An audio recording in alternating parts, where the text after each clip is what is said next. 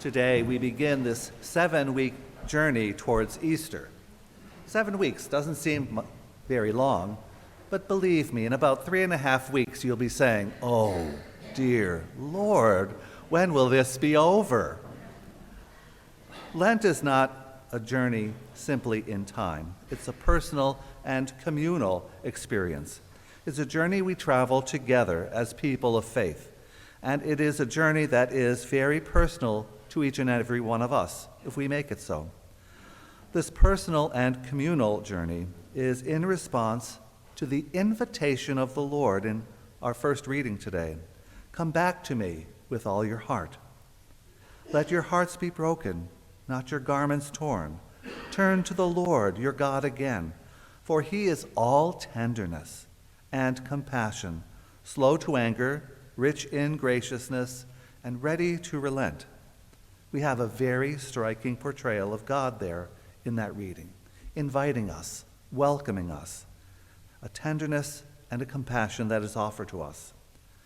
If we really experience God in this way, in our heart of hearts, we would be drawn to God, and we would find ourselves instinctively journeying towards God, God who is that all tender and compassionate figure, slow to anger with us.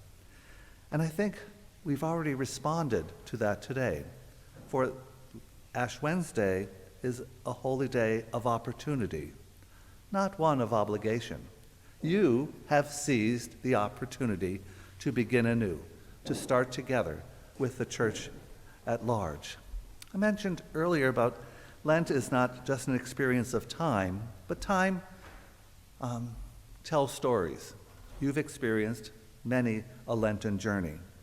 But I think back on my recent experience of Lent at the shrine of St. Anthony, 2020. Ash Wednesday began, and we were quite fine, and we felt safe. But about 3 weeks into Lent that year, we went into lockdown. And the rest of Lent and Easter, we spent alone, in our inner room, perhaps, praying, sequestered, watching Mass on TV. Lent 2021. Ash Wednesday was a bit different. We gathered on Ash Wednesday, not in the shrine chapel, but because of the effects of the pandemic, we were under the tent, outside, experiencing it differently, but still experiencing it, because wherever we are, we're still called to follow the Lord. And today, we're blessed to be able to celebrate Ash Wednesday and Lent in our shrine chapel. Yet, we're still unsure about many things.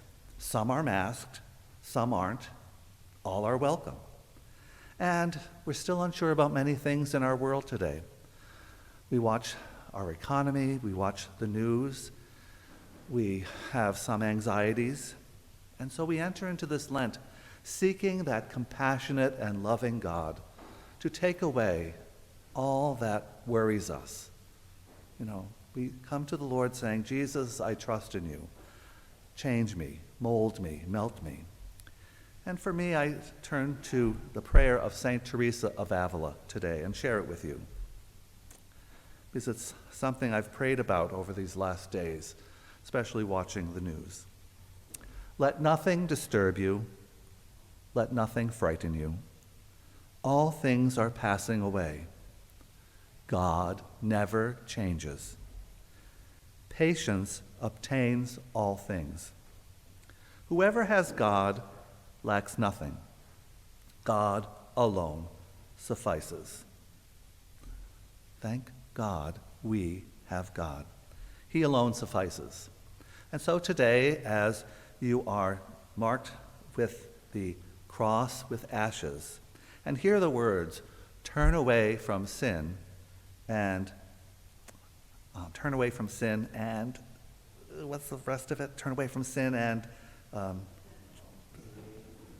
I'll read it over there. Turn away from sin and be faithful to the gospel. That's it. Turn away from sin and be faithful to the gospel. That gospel is our good news. That gospel is Jesus Christ calling us forward, giving us compassion, love, and service. So let us together enter into this time of prayer and faith as we seek to together turn away from sin and be faithful to the gospel.